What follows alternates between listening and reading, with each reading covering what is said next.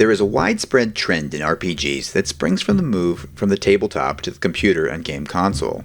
This whole series has focused on that theme, but few trends have been as widespread as the one we're going to examine in this video. In the early days of tabletop RPGs, character levels were handed out infrequently, relative to what we expect today. The original manuals for Dungeons & Dragons instructed the Dungeon Master to grant characters experience only when an entire quest was over. Such quests might take anywhere between 2 and 20 hours, depending on the quest and the Dungeon Master running it.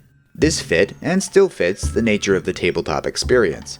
Players gathering in person have to set aside a significant amount of time from their day, so longer play sessions and less frequent level ups are totally normal. Video games were different. One of the earliest lessons that video game designers learned was that a game should always show a player its core loop in one play session. A core loop is an experience of all the game's major mechanics, organized in a repeating circle of introduction, challenge, and result. Because video game players frequently play for 30 minutes or less, these core loops often play out quite quickly. Naturally, digital RPG designers realized that an essential part of their core loop was gaining a level.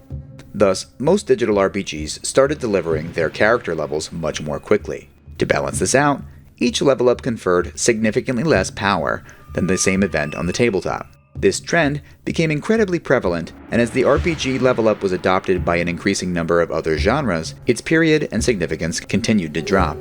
The games we're concerned with in this video, Orcs Must Die and Kingdom Rush, still hand out level ups more quickly than their tabletop counterparts, but they don't depreciate the value of those level ups quite as much as their peers.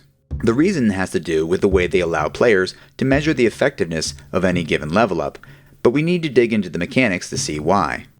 At the time of its release, Orcs Must Die was an unusual blend of tower defense and the third-person action genre. But the game's mixed action and tower defense elements both rest on an RPG framework. By completing battles, the player is able to earn and spend skulls to upgrade his tower units. Although skulls look like money on the surface, they actually behave more like experience points. Players spend them to upgrade their favorite skills in the same way they might select a specific level up perk or ability in Dungeons & Dragons. Even more importantly, those upgrades are permanent and cannot be refunded or reallocated. Thus, the player has to choose these level up perks very carefully based on the success they've had with particular traps and also the enemy roster for upcoming battles. Likewise, Kingdom Rush makes every decision in its level up system an important one. Although the player can reallocate points in this system, and indeed players will have a very hard time beating the game if they don't, the player still has to spend very carefully from a limited budget of skill points. Each choice in the level up system has a demonstrable impact on the strength of towers and spells, and it's in this that we find the reason why each level up is so precious. The currencies which serve as experience in both of these games are earned by the strength of the player's performance in any given level.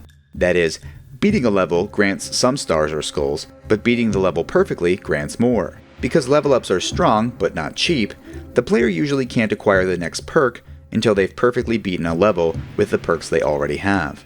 This means that the player has to deeply understand what each perk is for and how to use its effects in an optimal way. In other words, players can't simply grind for level ups, they have to study for them and pass the test of the level. Thankfully, each level also serves as a kind of laboratory for the player, allowing them to experiment and test the limits of every tower and the perks that augment them. Thus, players learn how to select their next perk carefully because the game educates them in the meaning, impact, and shortcomings of each one. In the era of freemium and mobile gaming, digital RPGs and RPG hybrids will probably continue to hand out level ups much more rapidly than their tabletop counterparts. But some genres that have incorporated level up systems can still replicate the tabletop tradition of players poring over skill and perk lists, looking for the exact benefit that will help them the most in their campaign. Tower defense games like Orcs Must Die and Kingdom Rush are excellent examples of this trend, since the genre they occupy is so cerebral. Tower defense is all about careful tower selection and placement. There's not much for the player to do except carefully watch the results of each tactical choice. It's only natural that this would allow for the style of level up that prevailed in the slower tabletop form.